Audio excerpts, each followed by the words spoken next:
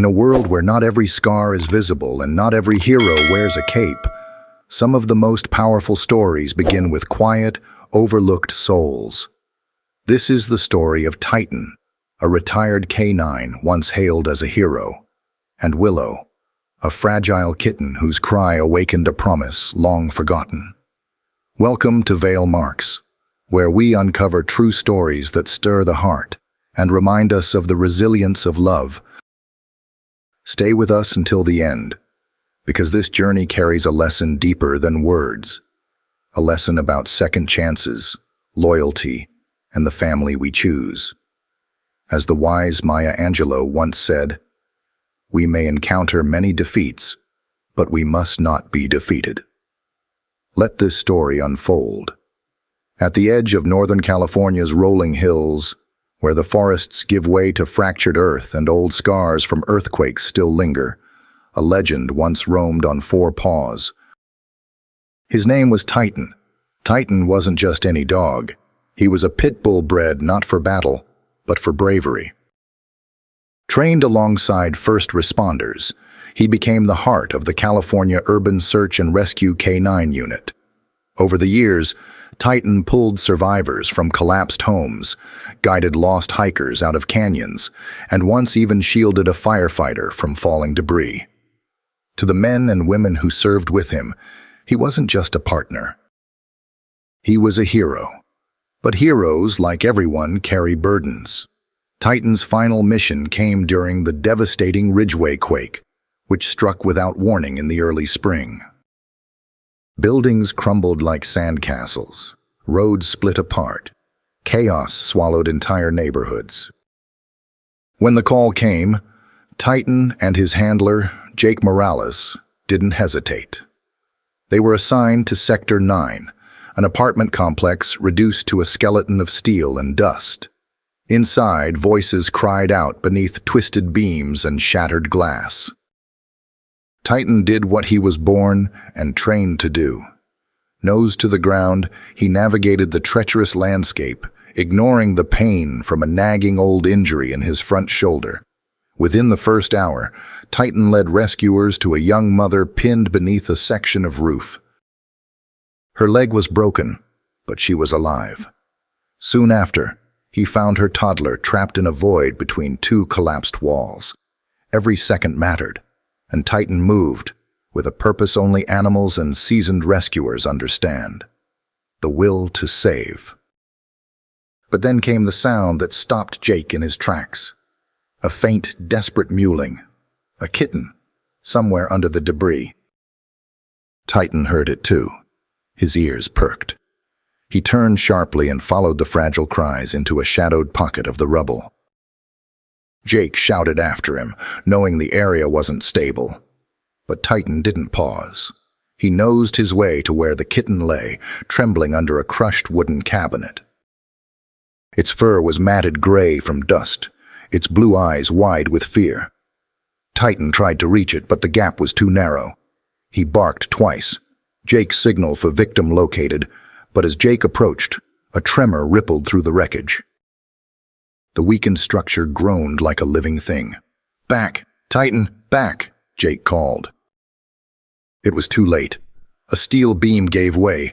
Kitten lunged backward, teeth grabbing the kitten's scruff to pull it free. But the debris collapsed faster than even Kitten's reflexes could allow. The beam struck his hindquarters, pinning him and the kitten. Dust filled the air. The rescue team fought tirelessly. They freed Kitten, but the kitten, so small and fragile, did not survive. Kitten had risked everything for a life he couldn't save.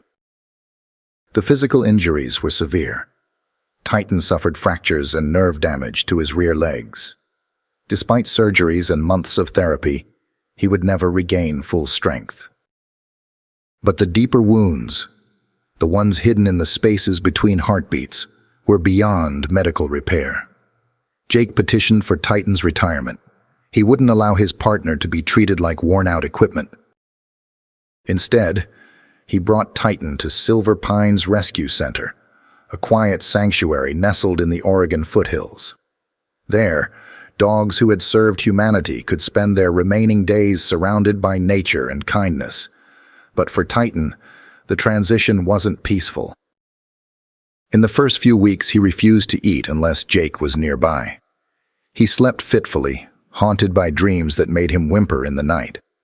The staff tried toys, treats, even bringing in other therapy dogs. Kitten ignored them all. Once a volunteer brought a litter of orphaned puppies into the main yard. When one of them cried, a soft, high-pitched yelp, Kitten bolted across the field and stood guard beside the pup until it stopped. His instincts remained sharp. His purpose, however, was uncertain. Jake understood. Because he, too, had lost more than he could express. After Kitten's injury, Jake left the search and rescue team. His own son, Adam, had died in a car accident 2 years earlier.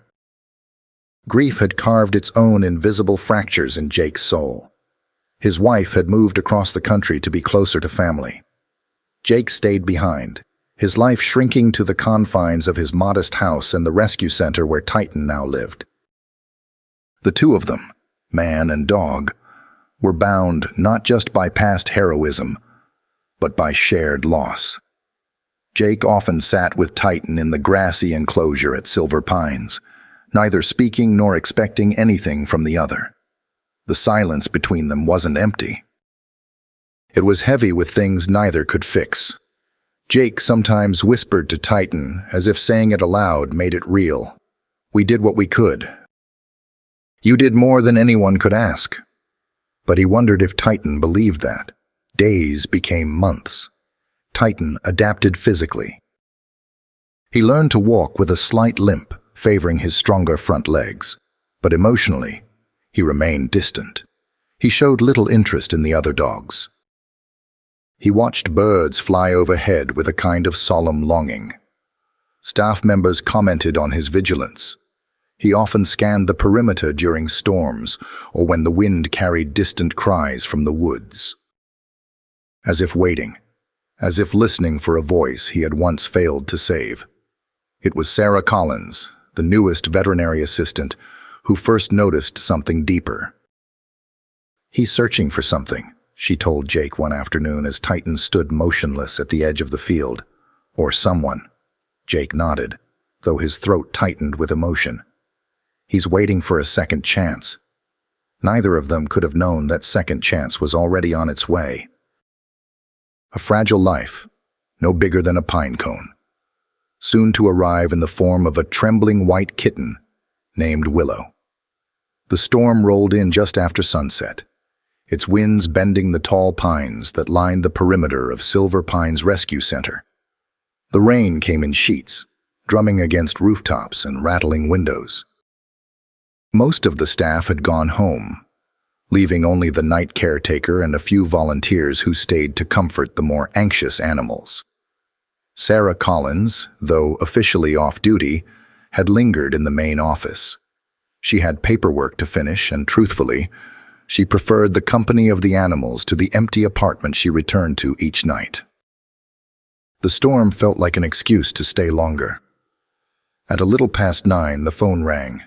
Not the business line. The emergency line. "Silver Pines Rescue Center.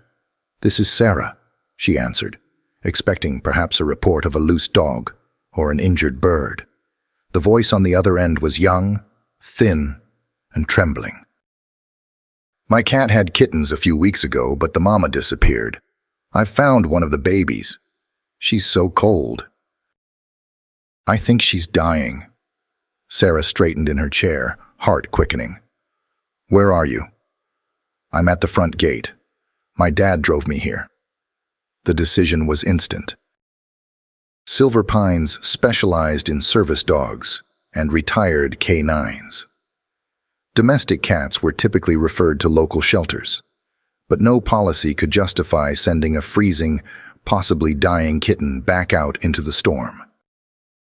"Stay right where you are. I'll meet you." Grabbing her raincoat, Sarah sprinted through the pelting rain toward the front gate.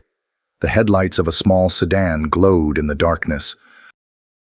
A man stood beside the car, his arm around a girl who looked no older than 10. She cradled a tiny, motionless bundle wrapped in a kitchen towel. "I'm Sarah," she said gently, crouching beside the child. "May I see her?" The girl hesitated, then peeled back the towel.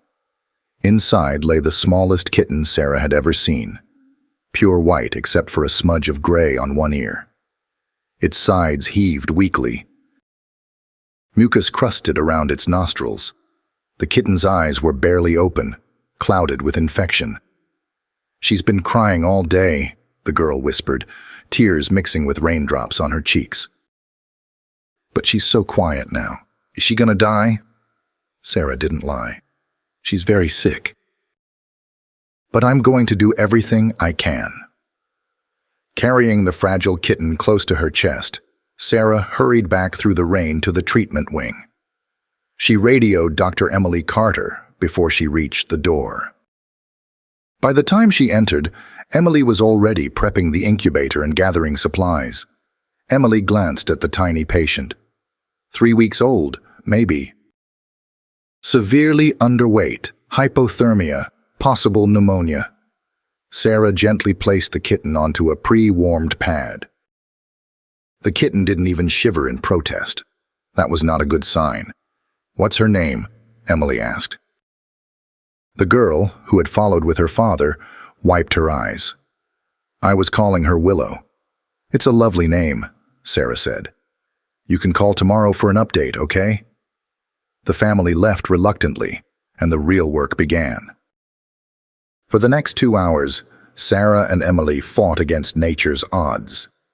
They administered subcutaneous fluids for dehydration, started antibiotics appropriate for the kitten's tiny size, and prepared a bottle of special kitten formula. Willow was too weak to nurse, so Sarah fed her drop by drop through a syringe.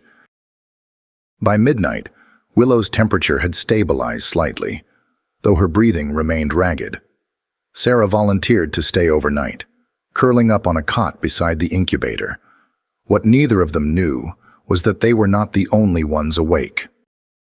Outside the treatment wing, the storm had begun to ease, but the air was still heavy with the scent of rain and pine needles. In the main kennel yard, Kitten stirred. He had ignored the storm earlier, choosing instead to remain in his usual spot near the fence line, watching the woods beyond. But something had changed. As Sarah carried Willow from the front gate to the treatment room, Kitten had seen her, seen the fragile bundle she clutched to her chest, and heard it, the weak, high-pitched mew, a cry not unlike the one that haunted his dreams. Now Kitten stood, muscles stiff with age and old injuries, and padded toward the fence that bordered the treatment wing's side yard. His dark eyes scanned the building's windows, ears perked forward, nostrils flaring. The scent was unmistakable, kitten, weak. Afraid, the same sound, the same scent. But this time, the story was not yet over. The next morning, as the staff began arriving, Sarah stepped outside to stretch and breathe the cool, damp air. She carried Willow's incubator, wrapped in an extra towel, wanting to give the kitten a few minutes of fresh air. She barely noticed Kitten at first. The old pit bull, usually indifferent to most center activities, had pressed himself against the fence. He didn't bark. He didn't wag his tail. His eyes locked onto the small white kitten with an intensity that made Sarah's breath catch. When she took a step closer, Kitten whimpered, a low, mournful sound.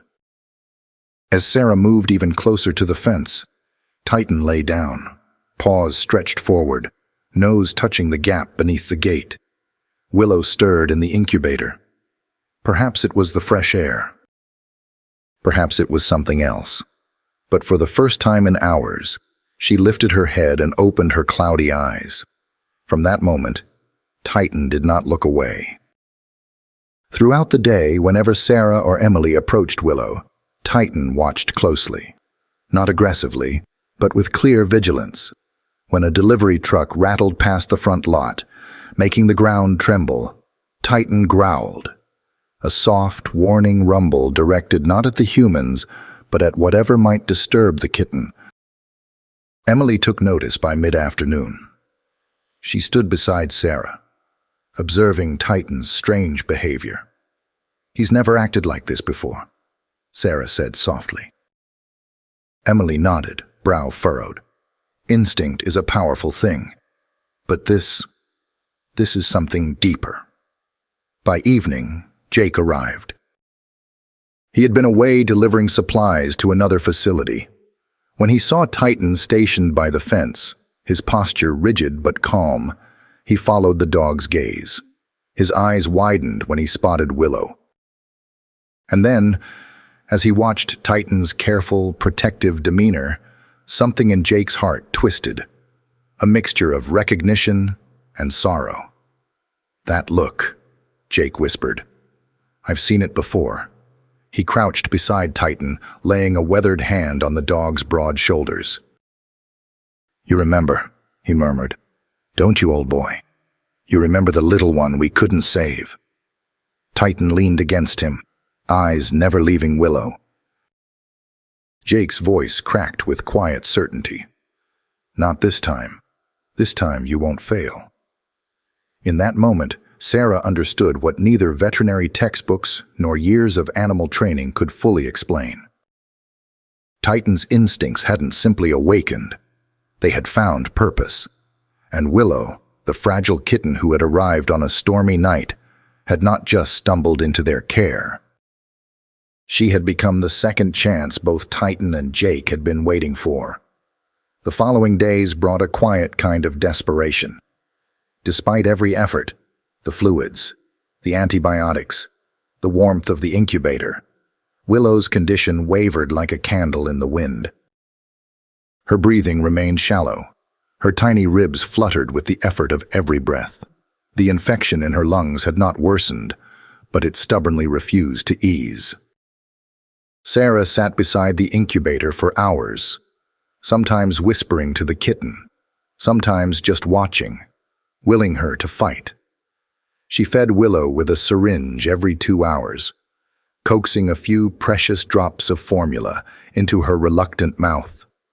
The kitten responded less and less.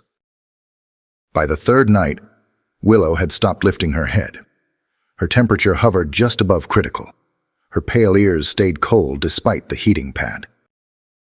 "I don't think she has much longer," Sarah told Dr. Emily Carter quietly as the rain tapped at the window panes. "We've done everything. She's just too weak." Emily, who had seen more fragile lives slip away than she cared to remember, nodded grimly. Sometimes they just can't hold on, especially when they've lost their mother so young. But even as they spoke, they noticed that Willow responded to sound. Not human voices, not even Sarah's gentle cooing. It was Kitten. Whenever Kitten shifted near the fence, emitting a low, rumbling whine, Willow's ears would twitch. Her small body, still as stone for hours at a time, would stir. The kitten seemed drawn to that deep, steady sound. It was Sarah who first voiced what they both suspected. Maybe she's looking for the comfort of a protector, like she would with her mother. Emily didn't answer right away. She rubbed her chin, considering. "You know, we've studied maternal presence in neonates across species. Contact, even just proximity, can regulate heart rate and breathing. Mammals bond to caregivers instinctively." Sarah looked through the treatment room window. Kitten had once again positioned himself at the fence closest to the building, unmoving, watching with an unwavering gaze. "It might be worth a try," Sarah said softly. "What if we let him be closer?" Emily hesitated. Kitten is a big, powerful dog. He's still an animal with instincts we can't fully predict. I'm not saying we put them together. Just move her incubator near his run. Let him see her. Let her hear him. That night, they made the decision. Emily and Sarah carefully wheeled Willow's incubator out of the treatment room and across the dimly lit yard to the edge of Titan's enclosure. Jake joined them, silently watching, though his weathered face betrayed deep concern. The incubator was set just beyond the chain-link fence, cushioned with extra blankets to shield Willow from the chilly evening air. Titan approached immediately, nose pressed to the mesh. He didn't bark. He didn't whine. Instead, he settled into a lying position, his dark eyes trained on the tiny bundle inside the plastic walls. Willow stirred. The kitten's ears twitched at the familiar scent and sound.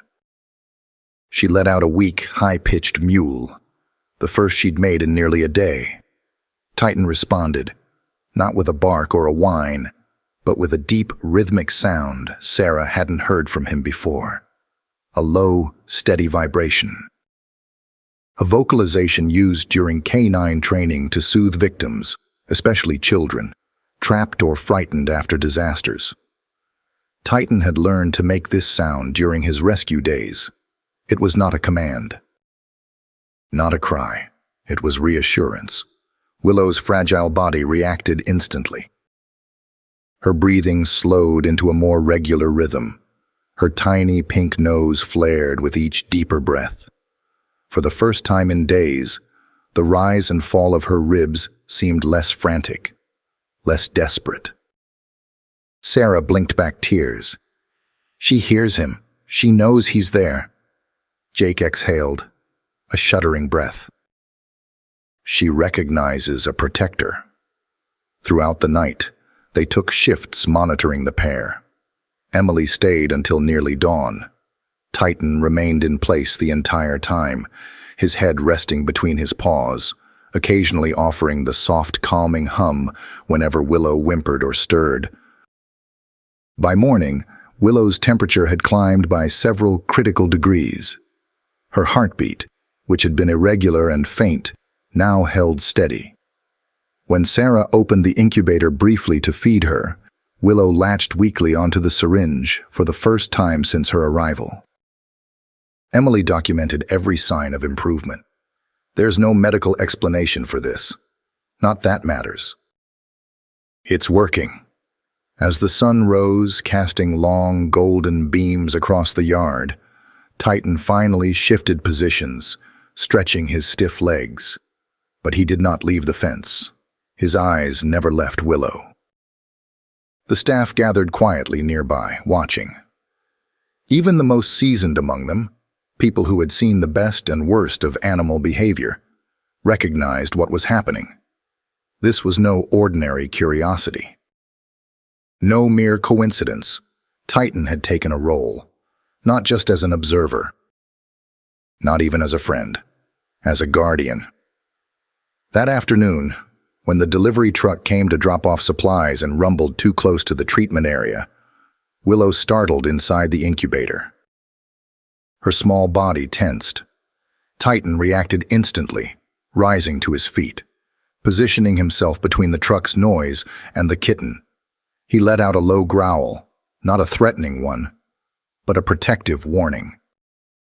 Sarah quickly moved to soothe Willow, but even before she reached the incubator, Willow had calmed, her eyes flicking toward Titan's dark, steady presence.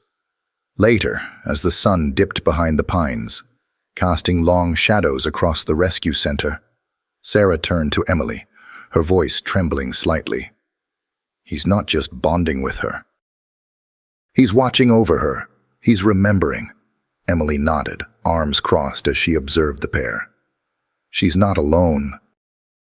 Neither is he. Jake, standing a few feet away, added softly, he's not just a dog anymore. He's her protector. Sarah smiled through the tears gathering in her eyes. No. He's more than that. She looked down at Titan, whose eyes held wisdom and sorrow and something else, something resolute. He's her guardian, the one who won't fail her. And as the evening settled into a hush, with the comforting scent of pine and earth surrounding them, the unlikely pair remained together. A dog once hailed as a hero, a kitten fighting against impossible odds, bound by something deeper than instinct, bound by a promise unspoken, but understood. Jake Morales had spent much of his life recording details, training logs, mission reports, daily health checks for his canine partners. He trusted paperwork. Paper didn't forget. But there were some things he had tried very hard not to remember. That evening, after seeing Titan's unwavering watch over Willow yet again, something unsettled stirred in Jake's mind. A memory that had been buried beneath years of routine and silent grief. In the quiet office of Silver Pines, Jake sat at the old wooden desk where Titan's retirement file was kept. The logbooks from Titan's service days were stored in a weathered green metal cabinet pushed against the back wall. Jake hadn't opened that cabinet in years. He hesitated only a moment before unlocking it. Inside were folders arranged chronologically, each one labeled with a black marker. He traced the labels with his fingertips until he reached the last one. Ridgeway Quake. Sector 9 Deployment. The folder felt heavier than the others. Jake spread the contents across the desk. Photographs, written reports, field assessments. Titan's name appeared on almost every page, his achievements, his injuries, his bravery. But there, buried midway through the incident report, was the note that made Jake's breath catch. Secondary victim located by K9 Titan. Feline distress vocalizations identified. Structural collapse prevented recovery. Jake stared at the words until they blurred. He remembered now. During the chaos of that day, Titan had led the team not only to a mother and child, but toward the faint, desperate cries of a kitten. Titan had tried to reach it. Even after the humans had deemed the area too dangerous, Titan had refused to back down. They had pulled Titan out seconds before the final collapse. The kitten had not survived. At the time, the rescuers had focused on the human lives saved. The small loss had been a painful but accepted reality, but Titan had never accepted it. After his retirement, the behavioral signs had been clear in hindsight. Titan's occasional panic whenever a kitten's cry echoed in the distance. His restlessness during storms. The way he fixated on small, fragile animals. Jake had told himself that Titan was simply adjusting to civilian life. But now, watching the old dog's devoted attention to Willow, he saw the truth. Titan hadn't forgotten. And he wasn't simply protecting Willow. He was trying to make something right. Jake sat back in his chair, the weight of the realization settling over him like the heaviness of his own years. His fingers trembled slightly as he turned to a second file, one he rarely touched. This one held only a few pages and a photograph. His son, Adam, smiling beside a much younger Titan. They had been inseparable back then. Adam volunteering at the K9 unit, helping Jake train the dogs, dreaming of becoming a rescuer himself. Adam had been 15 when he first said it. "Dad, I hate when people give up on little animals. If I ever get old and train dogs like you, I'm going to teach them never to leave anyone behind, not even the tiniest ones." Jake had smiled at the time, proud of his son's compassion. 2 years later, Adam was gone. A car accident, a bright future extinguished before it could even begin. At the funeral, Jake had whispered a promise over his son's casket. "I'll keep your promise. I won't let them be left behind." But years and grief had worn him down. The rescue work had faded. Life had shrunk to simple routines. Titan had aged. So had Jake. And yet here they were, facing the same vow again, not by choice, but by something that felt like destiny. Titan had not abandoned that promise, and now, neither would Jake. He rose from his chair and walked out to the yard. where the sun had begun to set behind the tall pines. Kitten lay by the fence, eyes fixed on Willow's incubator. Jake lowered himself beside the dog, one hand resting on his broad shoulders. "You remember everything, don't you, old friend?" Jake's voice was rough with emotion. "You've been carrying that weight all this time." Kitten turned his head, pressing against Jake's knee. Jake swallowed hard. "You tried to save that kitten. You tried to keep Adam's promise. And now you've found her. You found the one we can't leave behind." Willow stirred in her incubator, letting out a soft, breathy mew. Kitten's ears perked, and he responded with that same soothing rumble that had calmed victims in countless rescues before. Jake felt the knot in his chest loosen. For the first time in years, he wasn't consumed by the thought of all he had lost. Instead, he focused on what still remained. Kitten wasn't just finding redemption for himself. He was showing Jake the way back to a purpose he thought he'd lost forever. Willow had saved them both. In that small, fragile life, Jake and Kitten found not just a chance to heal old wounds, but to honor a vow made long ago, a vow that had outlived tragedy, retirement, and time itself. "We won't let her down," Jake whispered. "Not this time." And as the sky darkened into a blanket of stars, the guardian and his human sat, side by side, united by memory, loss, and a silent, shared promise that had found its way back into the light. For a brief, shining week, it seemed as if Willow had turned a corner. Her appetite increased. The fever finally broke. She even began standing, wobbling uncertainly on her tiny paws inside the incubator. Each time she moved, Kitten's gaze followed her every step. If she cried, even softly, he responded with his deep, calming rumble. It was a fragile peace. And it wouldn't last. As per Silver Pines Rescue Center's policies, domestic animals, once stabilized, were to be transferred to a partner shelter specializing in adoptions. Willow, now officially past the critical stage, was due to be moved by the end of the week. At the same time, a loving family from Portland had applied to adopt Kitten, a retired couple with acreage and experience caring for older dogs. On paper, it was the perfect match for his golden years. The staff gathered in the conference room to discuss transition plans. The mood was cautious, but optimistic. Emily reviewed Willow's medical charts while Sarah listed the adoption details for Kitten. But Jake sat silently at the table, arms folded tightly across his chest. When the meeting ended, he spoke. His voice was quiet but firm. "I need to be honest. I don't think either of them will handle being separated." Emily frowned. "Jake, they've both recovered so much." "They'll adapt." "They won't," Jake replied. "You've seen what happens when they're apart, even for an hour." Still, the decision moved forward. The next morning, they tried a trial separation to prepare both animals. Willow was placed in a separate room while Kitten remained in the main yard. The results were heartbreaking.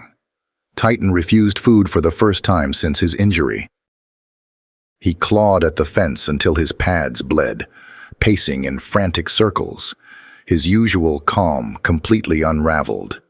His deep, reassuring rumbles turned into low, distressed growls whenever Willow's scent faded from the air. Willow fared no better. Despite being healthier just days before, her weight dropped rapidly. She refused feedings, curled into the corner of her enclosure, and cried out weakly, over and over, for the one presence she trusted. Her breathing became shallow again, the signs of stress unmistakable. Jake found himself standing at a crossroads. One path led to protocol, to doing what the policies dictated. It meant separating Kitten and Willow, allowing each to follow the traditional course of rehabilitation and adoption. The other path, the harder one, meant defying years of standard practice. It meant listening not to charts or rules, but to the undeniable bond between a battle-scarred dog, a fragile kitten, and a promise Jake had once made to his son. That evening he asked Emily and the team for another meeting. Emotions ran high as they gathered around the conference table. Sarah looked pale and anxious.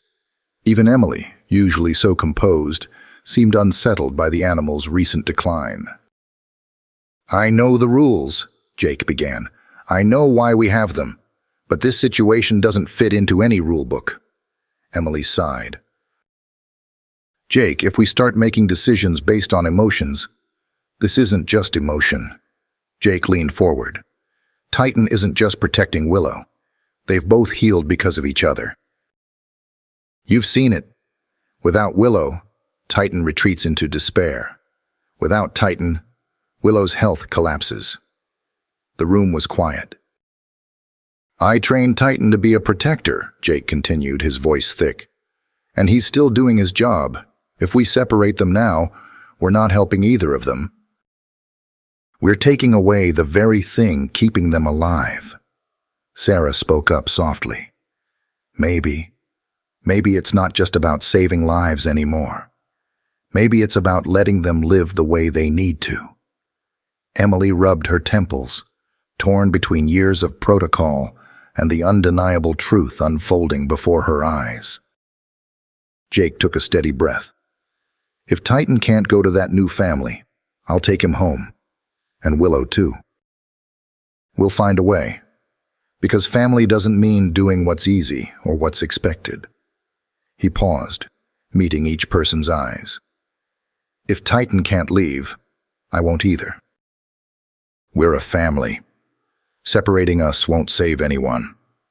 No one argued after that. The weight of the decision settled over them. Not a burden, but a quiet, shared understanding. In the world of rescue, sometimes healing meant breaking the rules. The decision weighed heavily on everyone at Silver Pines. Jake had spoken from the heart, and the staff understood the depth of what he had said. But understanding didn't change reality. The rescue center wasn't equipped to house bonded cross-species pairs permanently. Their mission was rehabilitation and placement, not long-term sanctuary. Sarah spent her next 2 days making phone calls. She spoke with adoption coordinators, rescue partners, even distant sanctuaries. One after another, the answers were the same. Policies, space limits, risks. No one had room for a pit bull and a kitten who refused to be parted. But Emily Carter wasn't ready to give up, not when it was clear that separating Kitten and Willow would mean losing them both. There was one last option. A name that came to her mind after reading Willow's latest medical report and watching Kitten's unyielding devotion, whispering, "Heart's Sanctuary." The sanctuary was known across the state. Not just for its naturalistic enclosures and excellent care, but for its founder, Lisa Thompson. Lisa specialized in unique cases, injured predators unable to return to the wild, animals with trauma histories, creatures who had formed extraordinary bonds across species lines. Emily made the call. Lisa answered on the second ring. "I was wondering when you'd reach out," Lisa said gently, as if she had been expecting this moment. By the following afternoon, Lisa arrived at Silver Pines. She was in her early 60s, her skin weathered from years outdoors. Her calm, steady presence filled the room as she greeted the staff. "I've read your reports," Lisa said, her voice soft but clear. "But I want to see them for myself." They led her to the yard where Kitten lay by the fence, his dark eyes watchful. Willow rested in her carrier, her head nestled in a soft blanket, eyes bright despite her recent struggles. As soon as Lisa approached, Kitten rose and positioned himself between the carrier and the strangers, his protective instincts on full display. He didn't growl, he didn't bark, but his posture left no doubt.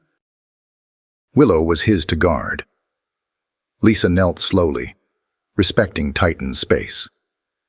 She studied the dog's body language, the kitten's calm response to his presence, and the way Titan visibly relaxed when Jake stepped into view. "This isn't just attachment," Lisa said after several long minutes. "It's alloparental behavior. Titan isn't just keeping her company. He's acting as a surrogate parent." She turned to Jake. "Most dogs with protective instincts over smaller animals will respond to danger, but Titan's behavior goes beyond that. He's providing comfort, emotional regulation. He's soothing her the way a mother would." Jake swallowed hard. "I trained him to protect lives, but this he's doing on his own." Lisa nodded. "No training could create this bond. It's deeper. He's fulfilling a promise." She looked at Jake, eyes kind but serious. "Not just his promise. Yours too." Jake felt his breath catch. "You mean—" "I read Titan's file," Lisa continued. "I know about the kitten he tried to save. And the vow you made to your son." She gestured toward Willow. "This isn't coincidence. Titan and Willow found each other because they were both searching for something none of us could provide." Sarah spoke softly. "A family," Lisa smiled. "Exactly."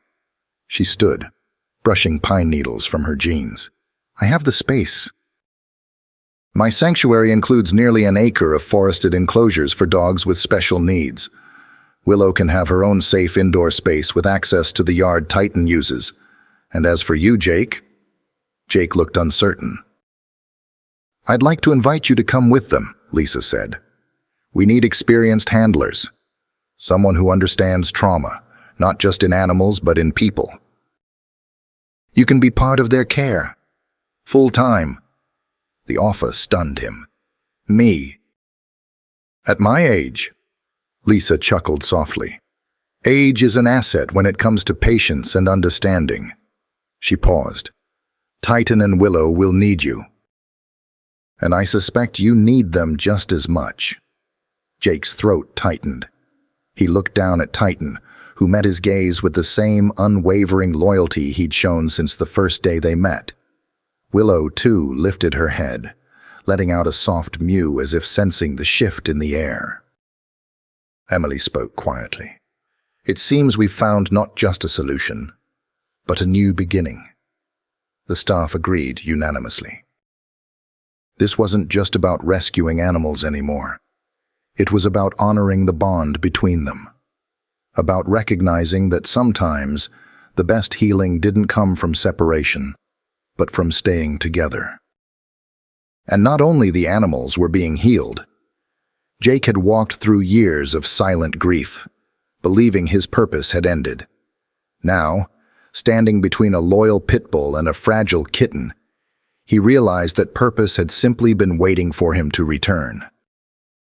6 months passed, marked by the gentle rhythm of changing seasons at Whispering Heart's sanctuary. Winter's chill had given way to the first soft greens of spring. Wildflowers bloomed along the fences. Birds returned to the tall pines, their songs mingling with the morning breeze.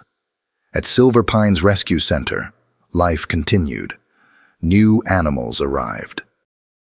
Others found forever homes, but Titan and Willow were never far from the staff's thoughts. Then, one bright April morning, a package arrived. It was addressed simply, "To the Silver Pines family."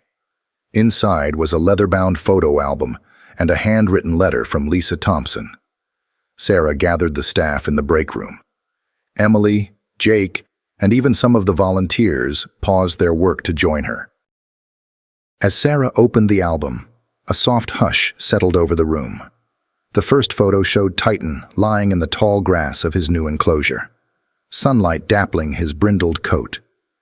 Curled against his side was Willow, now larger, but still dwarfed by her guardian's massive frame. Her once cloudy blue eyes sparkled with health.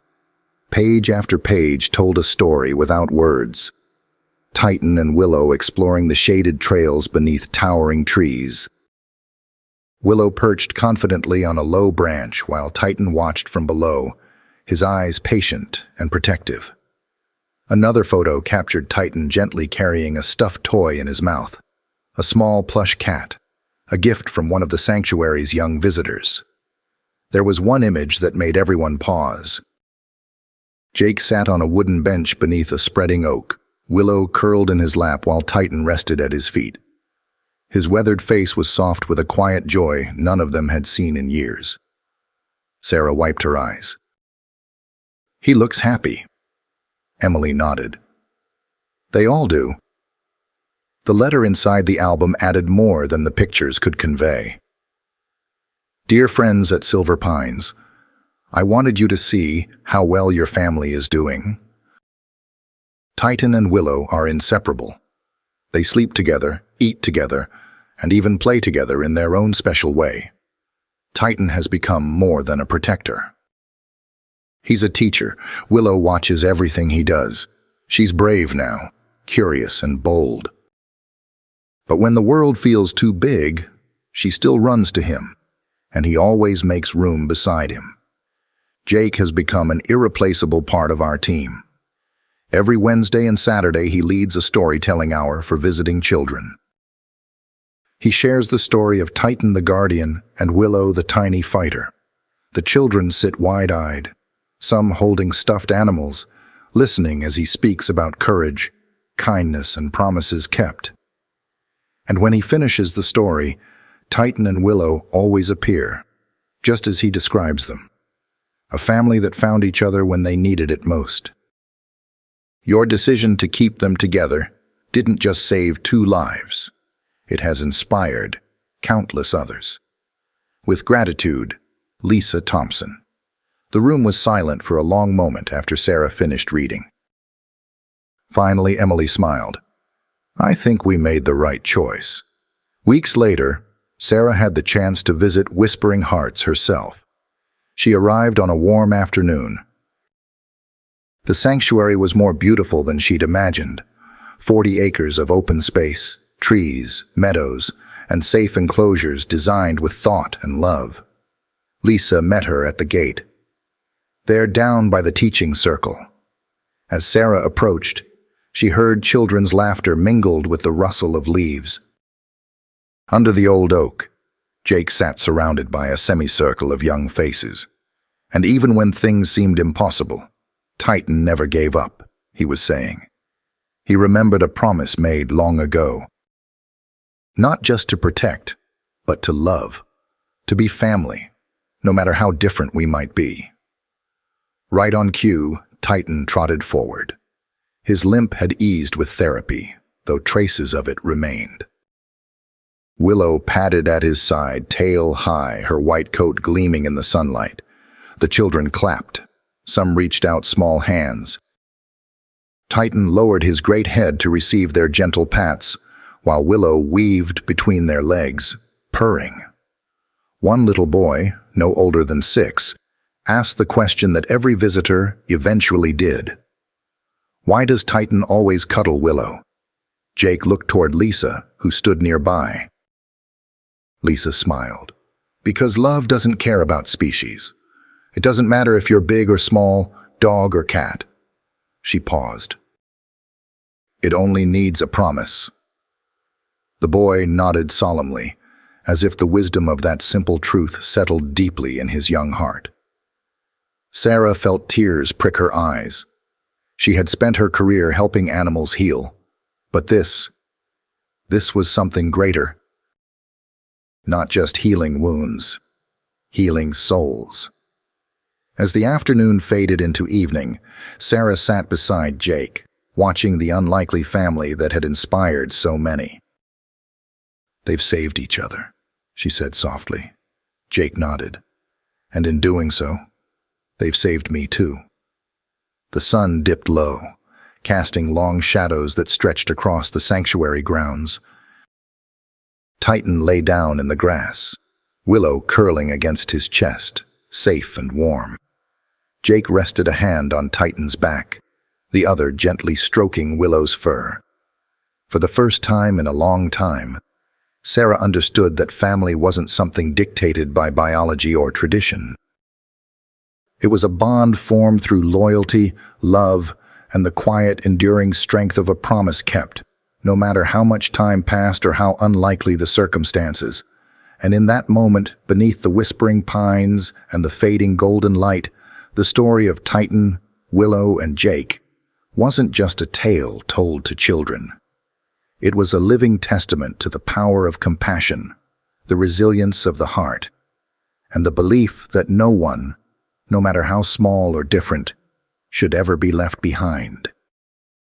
As the sun set over Whispering Heart's sanctuary, Kitten, Willow, and Jake proved what so many have forgotten, that love knows no species, and promises kept can heal even the deepest wounds.